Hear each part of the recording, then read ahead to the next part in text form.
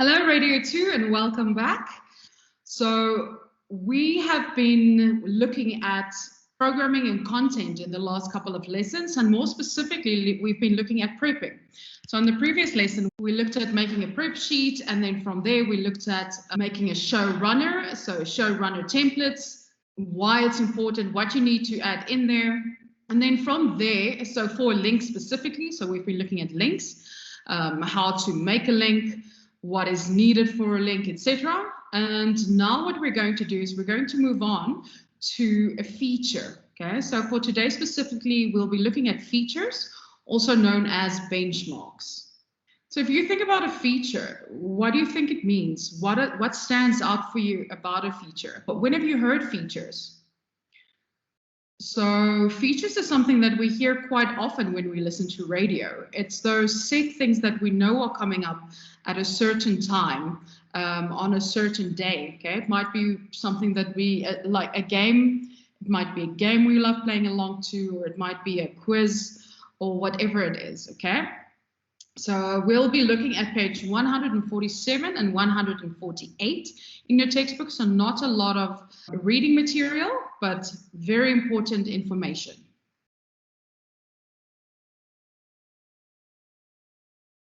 At the same time on a daily or a weekly basis. So features have two main purposes. The first, to create a mini brand within a show that can be easily recognized and with which audiences become familiar. So think about the features that you like listening to. And then the second main purpose is to create a tune-in moment in which listeners add the feature to their list of daily appointments. This listening or repeat listening, which drives time spent listening and ratings. So time spent listening, TSL, it's how long we spend listening to the radio at a specific time, okay? Which is very important for our RAM figures, so a radio audience measure. So features two main purposes. Firstly, to create a mini brand, so it's easily recognized. It's something that you know. If you hear it, you know exactly which station, which show you're listening to. And secondly, it creates a tune-in moment because you will make sure to add that specific moment to your day if it's something that you love listening to. So features are, metaphorically speaking, casings or containers for strong, relatable, character-based and entertaining content. Listeners want to be entertained, and the feature, if entertaining, will create this mini brand that we just spoke about and will get listeners coming back daily to consume content.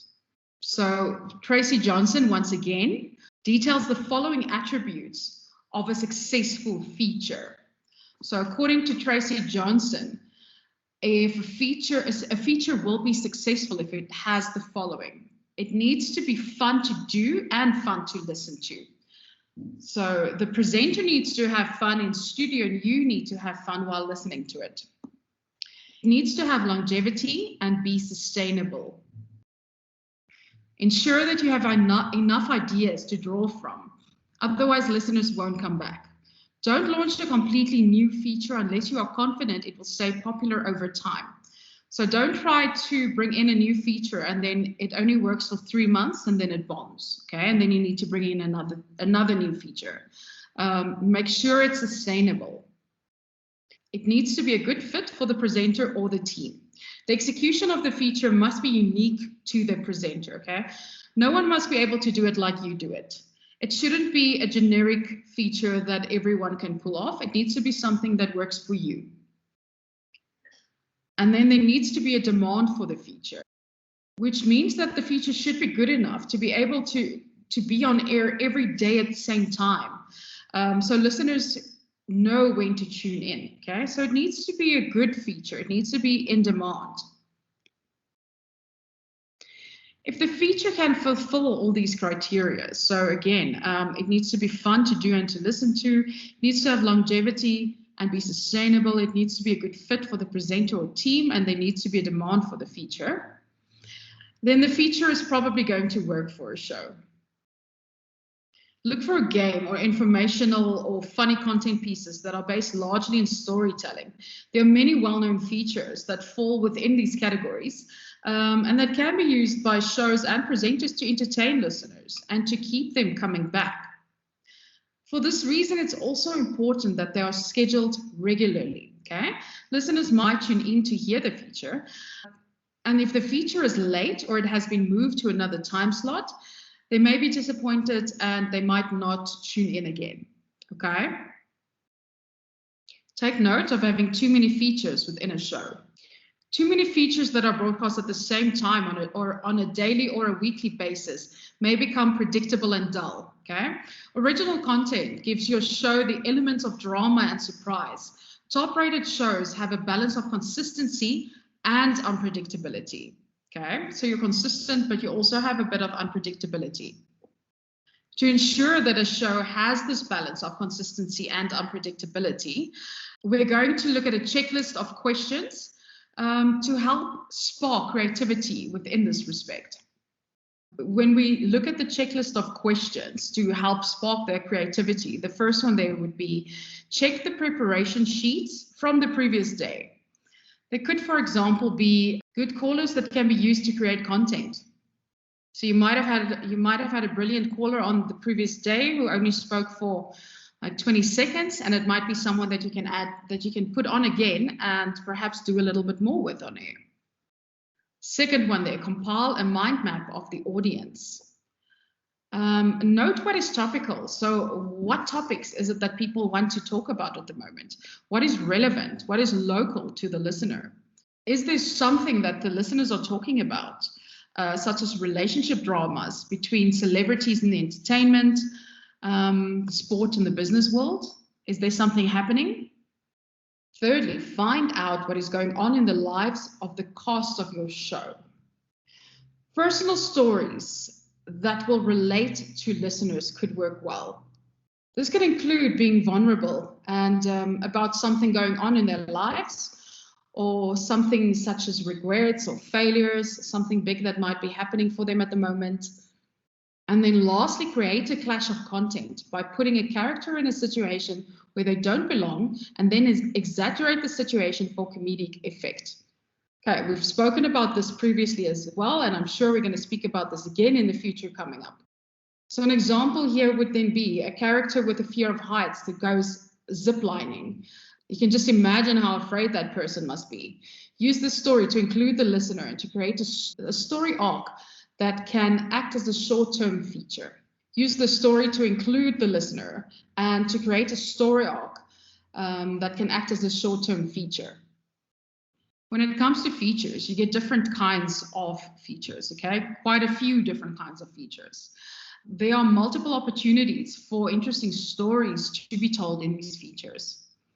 So some of these that you can do would be things like the setting up and resolving conflict that we've spoken about, addressing or creating dilemmas, resolving something with an interactive topic, go on a quest or a mission, write a comedy sketch, create a top 5 list on a topical story, introduce a new interactive game, include audio in most of your content segments. We've also mentioned that before. Book a guest who's relevant to the audience or the show.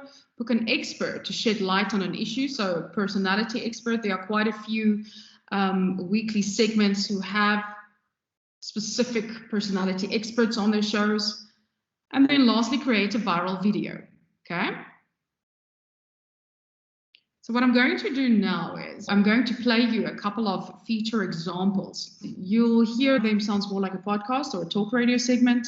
The idea is to get you to listen to these different types of segments and to see if you can come up with a couple of these topics on your own, okay? Because you should be able to come up with quite a few features. So the first one is a new generation of app developers. From NPR News, it's All Things Considered. I'm Guy Ross, and it's time now for All Tech Considered.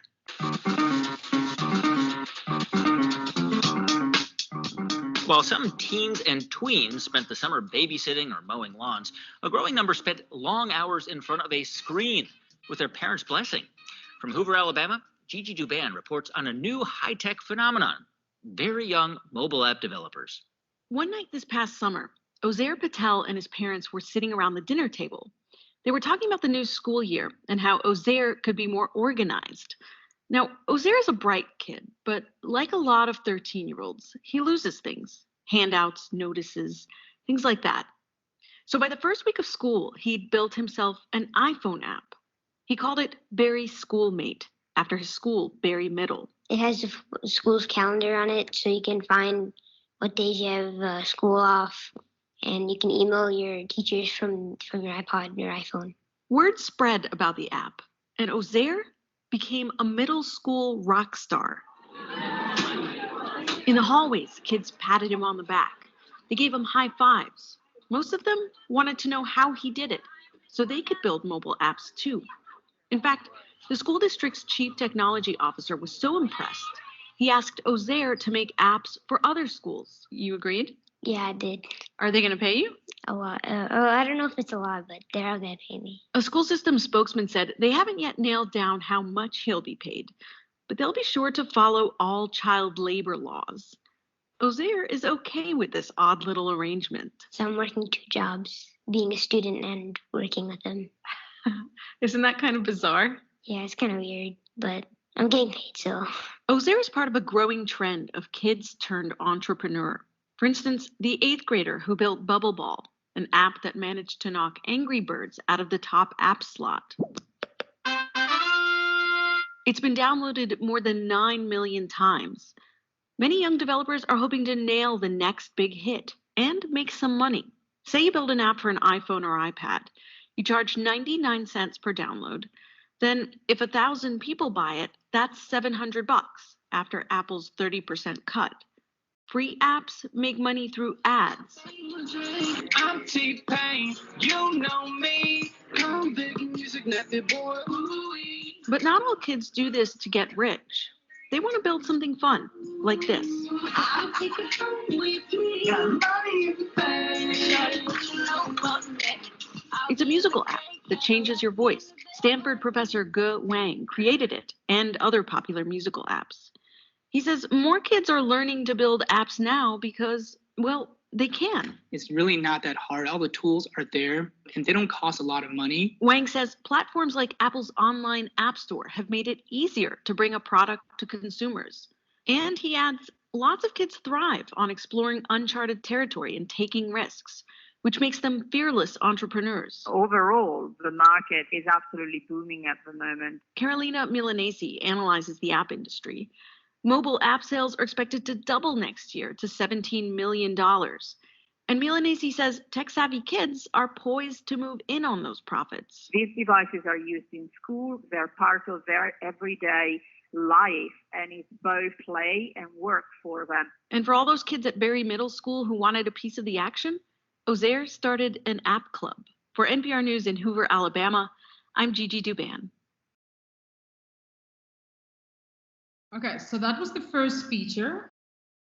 And the second one now is fighting childhood obesity. It's a family affair. With more American children becoming overweight, many parents are wondering how to talk to their children about weight. One program for families in Silicon Valley is both straightforward and successful. Here's Sarah Varney of member station KQED. It's already been a long day at school and a long day at work for most of these families. Yet here they are, gathered in a Stanford Hospital classroom in Menlo Park at 5:30 in the evening, cheerfully sorting through pizza boxes and canned soup to learn about what's in their food. Okay, we'll take one more question and then unfortunately we have to end. Yes. What if you have a family member who's picky? The children here are all in the highest percentile for body mass index, or BMI, and they've signed up with their parents for a 6-month healthy eating and exercise boot camp. After the class, I meet up with Gabriel Rodriguez, an 11-year-old, sparkly-eyed, self-confessed burrito lover, and his mom. Hi. Good to see you. Gabriel graduated from the program a few months ago, and he and his mom, Gloria Artiega, are here tonight for their monthly check-in with their health coach, Thea Runyon. All right, Gabriel, you know the drill. Take your shoes off. Gabriel and his mom meet Thea every month to measure his weight and height and talk about how well he's sticking to his exercise and healthy eating goals. The program is designed around a traffic light system. Soda and cookies are reds. Other foods are yellows or greens. Reds aren't banned, but kids do set goals for bringing down how many they eat each month. Same. They keep track of what they eat in a journal, the snacks after soccer practice, the pizza at school. Okay, so let's take a look at your charts. So when you started the program, you were eating 90 red lights. Yes. The chart shows Gabriel has reduced his red lights from 90 to 30 a month, and he's pretty much stuck with it. Program director Cindy Zedek says kids gradually cut back the amount of junk food they eat, so it doesn't feel like a big change. This isn't a diet, Zedek makes clear, a word that they never use with kids or parents. You're really signing up for 6 months of learning how to improve your eating and exercise habits for your lifetime. It's not a diet that you're on and then you're off at the end of the 6 months. This will give you the tools to continue to make these changes for your lifetime. Those changes also include exercise. Kids set goals around playing or doing sports for an hour each day. Often the hardest part for parents, Zedek says, is figuring out how to talk to their kids about weight. A lot of parents call and say that their child has very high self-esteem, feels very confident, is very active, but they're overweight.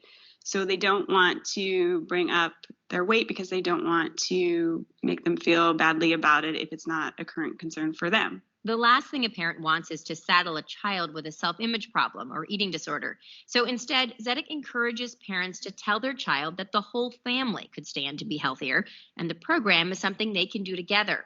Thea Runyon, the health coach, says often, though, there are plenty of clues that a child actually wants help. For example, Gabriel asked his mom if he was fat. Other kids complain they can't keep up during soccer or basketball. But Runyon says parents, out of embarrassment or nervousness or their own issues with weight or food, can dismiss the problem. I think what happens when this issue comes up at home is a parent is quick to say, oh no, nothing's wrong, everything's fine, you're wonderful, I love you, instead of listening and saying, okay, they're actually asking for help. The program here at Stanford has an enviable success rate. Since 1999, about 80% of the kids who finished have achieved their body weight goals. Although most of the families here were referred by a pediatrician, health insurers won't pay for it. Instead, the costs are largely covered by grants for low-income families, while others pay out of pocket. For Gabriel, he says being with other kids who are overweight and trying to get healthier has kept him going. It's not like I'm the only person in the world. I know there are other people out there like me. For tweens and teens who are still growing, the goal is not to shed pounds, but to maintain a healthy weight. Gabriel is closing in on his health goals. His weight is staying about the same, but he's growing taller and clearly growing into himself. For NPR News, I'm Sarah Varney.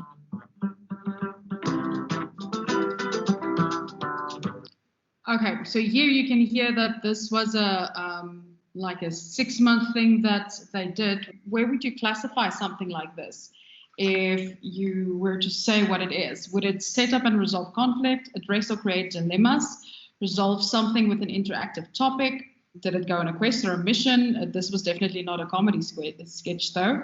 Do you think it was any of those that we spoke about, or do you think these would have fallen into something else? Like if you had to put these in a category, where would you put it? Okay, so there's another two that we're going to listen to.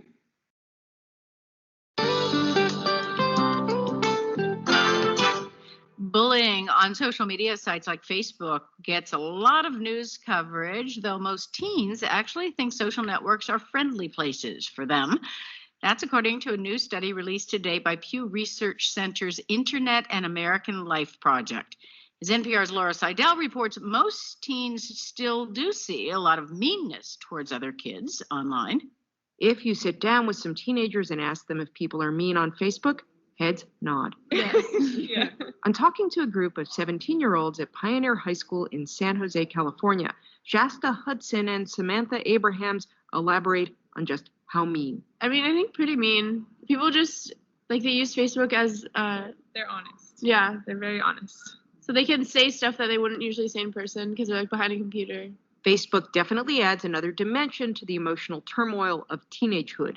Instead of having fights among a few friends or in a solitary corner of the schoolyard, Abraham says teenage drama gets a bigger audience online that bleeds over into the real world. A couple breaks up, and then everyone's going to go up to the couple and, like, what happened here? Like, whereas if, like, if there wasn't Facebook, then, like, people wouldn't really catch on. They wouldn't really know. Despite all that drama, this group of teens actually think Facebook is a really positive place. It helps them stay in touch with friends and family, says Shasta Hudson. I have a sister that goes to Azusa Pacific in LA for school.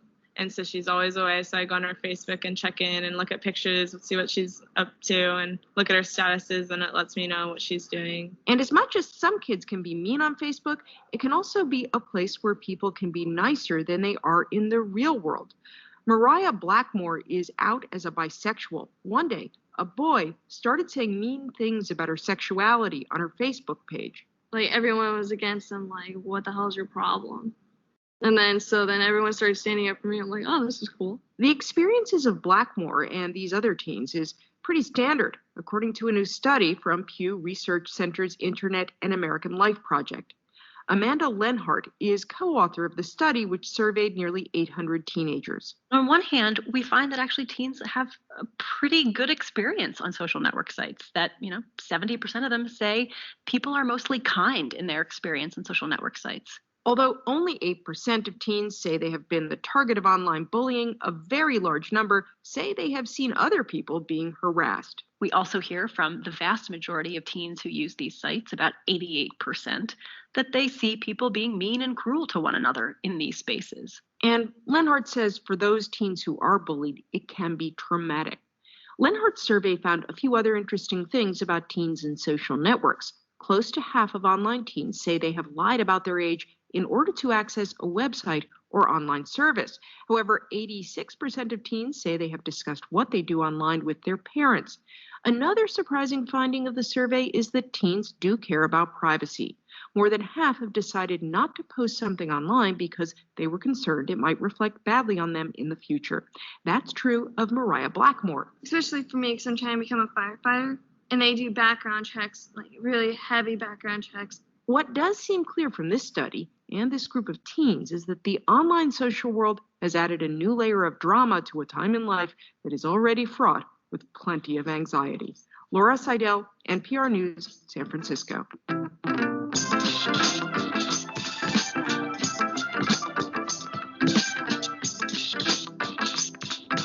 Okay, the last one I'm going to play for you is just with regards to the shortage of women in Silicon Valley.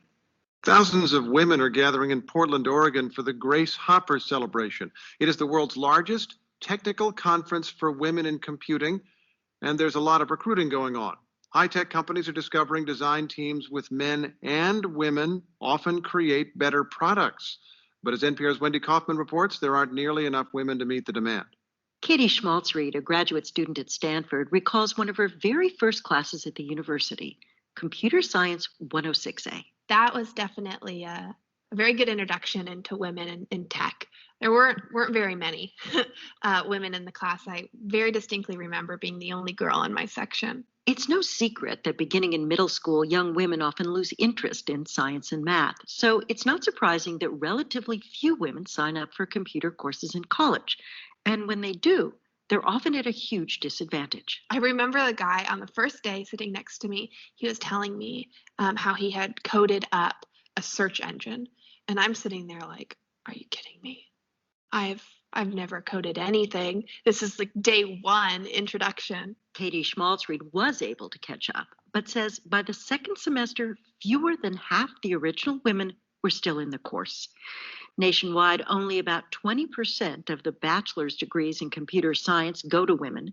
And Mark Bregman, the former chief technology officer at Symantec, says for the industry, it's not nearly enough. One of the things that's a barrier to our ability to grow is our ability to hire the best talent. If we could get more women to go into computer science, we would have more talent to hire from. Bregman, who's now a senior executive at a company called Newstar, says there's an acute shortage of computing talent.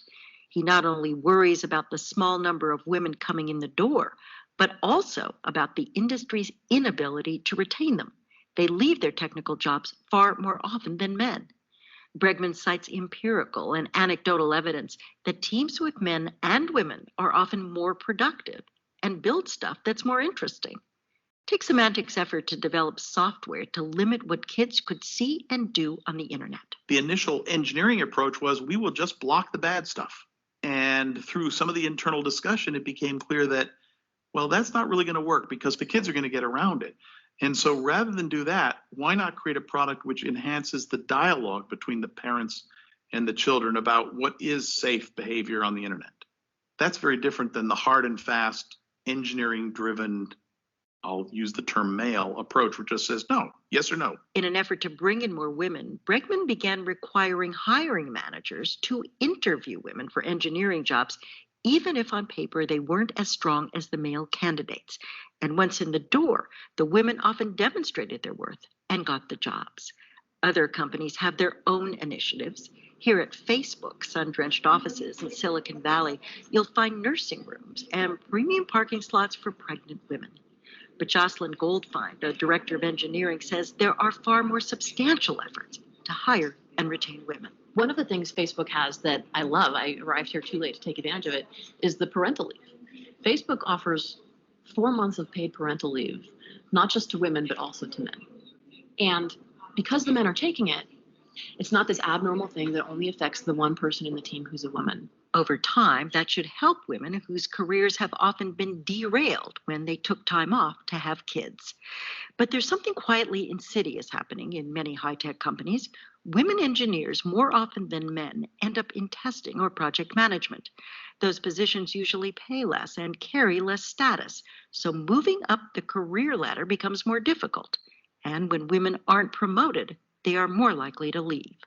Wendy Kaufman, NPR News.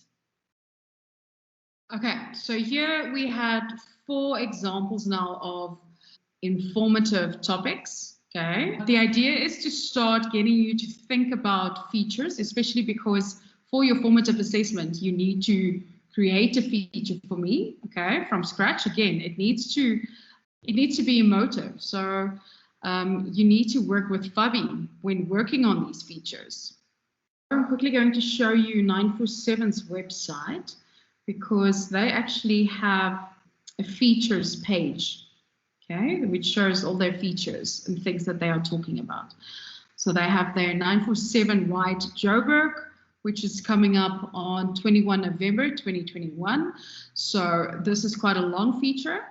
Then we have Huawei Joburg Day, that's back for 28 May. The vaccines with the Clicks experts that they get in and speak about. Get schooled, so 4 kids, 3 questions, so where they get asked questions. Say you love me, so in the afternoon drive with Tando, you can stand a chance to win 1,000 Rand by saying you love me. Then there's this treat your taste buds and become a lifetime member of the club for 59 Rand 99. So that's that feature on Anele and the Club where you buy 2 mango smoothies to enter. And then there's the prank on 947 with Darren Wackett Simpson and Mzizi now, which previously Darren did it with Andy. So this was a regular feature, okay, every single day. Then there's a podcast series with Ayanda MVP.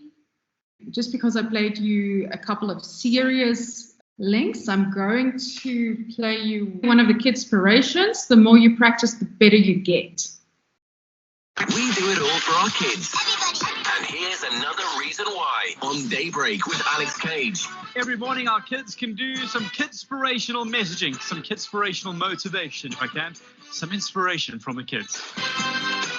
073 579 3445. If you have a little one, get them to record their name, where they're from, and an inspirational message that'll get the whole of Joburg basically going. And if I'm not mistaken, most of the schools are now officially back today, right? So if your kids are awake right now for tomorrow, we've already got our Kidspirational kid for today, but for tomorrow, send me a voice note. 073 579 3445, and you and your little one could be our Kidspirational kid for Tuesday, which is going to be tomorrow. Right, you got it? That number again, 073 579 3445. Good morning. I'm Charlie from Johannesburg, and my advice for you today: the more you practice, the better you get. Have a good day.